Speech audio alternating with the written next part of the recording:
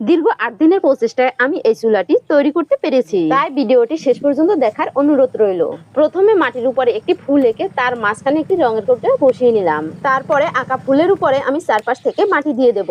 এখন এই আঁকা পাপড়িগুলোর উপরে মাটি দিয়ে দিচ্ছি। একইভাবে আর পাপড়িগুলোকেও আমি মাটি দিয়ে দেব। মাটি দিয়ে ফুল চুলা তৈরি করার জন্য আমি মাটির উপরে এই ফুলের পাপড়িগুলো এঁকে নিয়েছি। ফুলটা মাটির উপরে এঁকে নিলে কিন্তু চুলাটা তৈরি করতে খুবই সুবিধা হয়। মাটিটা কিন্তু দেওয়া হয়ে গেছে। এরপরে হাত দিয়ে মাটিটাকে সমান করে নিতে হবে। মাটিটা সমান হয়ে গেলে এই রঙের কোটাটি আমি তুলে নেব।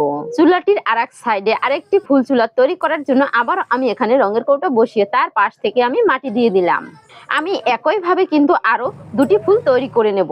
বন্ধুরা, আমার এই ভিডিওটি কে কোথা থেকে দেখছেন অবশ্যই কিন্তু কমেন্ট করে জানাবেন, যাতে আমি আপনাদেরকে পরবর্তী ভিডিওতে ধন্যবাদ জানাতে পারি। এবার আমি রঙের কোটাটি তুলে নিচ্ছি। এরপরে পাপড়িগুলোর উপরে এভাবে দাগ দিয়ে একটি কাঁচি দিয়ে কেটে দিতে হবে। একইভাবে আমি তিনটি চুলাই তৈরি করে নেব। এরপরে আমি ফুল গাছটিকে তৈরি করব। এর জন্য মাটির উপরে দাগ দিয়ে সম্পূর্ণ গাছটা আমি মাটি দিয়ে তৈরি করে নেব। এখন ফুলের চারপাশে মাটি দিয়ে তৈরি পাপড়িগুলো বসিয়ে নিচ্ছি।